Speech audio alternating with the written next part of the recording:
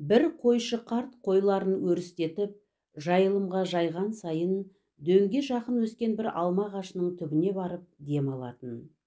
Егер жеміс піскен мезгіл болса, алма ағашымен тілдесіп, «Қане балам, қарттың алмасын бере ғой» дейтін.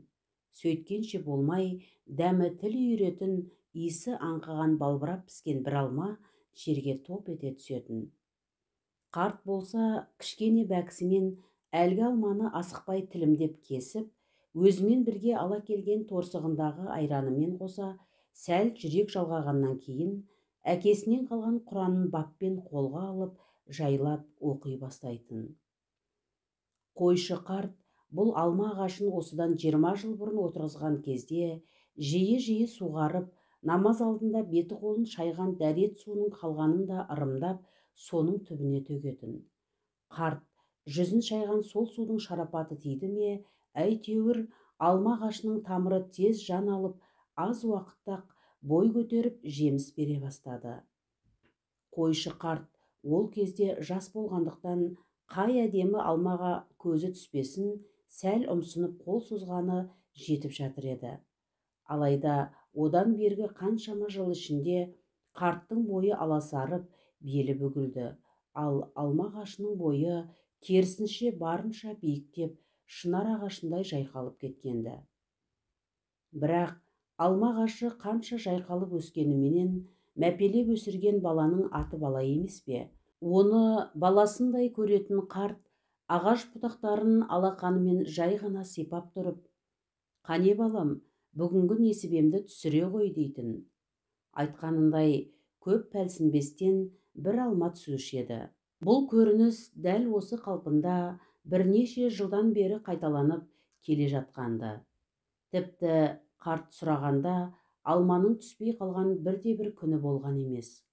Ауыл адамдары болса, таңғажайып бұл құбылысты сырттай бірнеше мәрте байқап, қойшы қартты әулиеге жорысып қойғалы қашан. Қарт кісі ағаш көлеңкесінде аздап тынығып, намазын оқығаннан кейін әдеттегідей сол күнгі алмасын сұрады.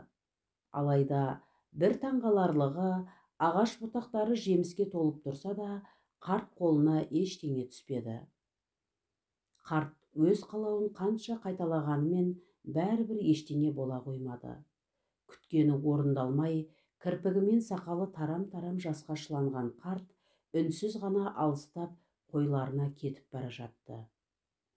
Жеміс бергелі баласы қарт көңілін еш қалдырып көрген емес еді. Мәпелеп өсірген баласына дәл осы жолы қатты ренжіді. Көңілі құлазыған қарттың бойы тіпті шөкімдей боп, белі де бұрынғыдан бетер бүкшие түскендей. Малдарын қайырып, ауылға бет алғанда, мешіттен әуелеп шыққан азанға құлақ түрді. Азан өте бір ерекше әуезді үнмен оқылып жатқандай. Тіпті астарынан қуаныш та сезілетін секілді. Бірден іркіліп, бойын жинап ала қойды. Қарт байғұс өмірге қайта келгендей күй кешті. Өйткені есіне бір нәрсе түскен еді. Бұл жолы көзіне қуаныштан жас алып, балаша мәз болған қарт әлгіндегі алма ағашына жеткенше асықты. Келе сала оны айналып, толғанып, кең құшағын төсей құшақтаған қарт күнім әшейін деді, иегі кемсеңдеп жылаған күйі.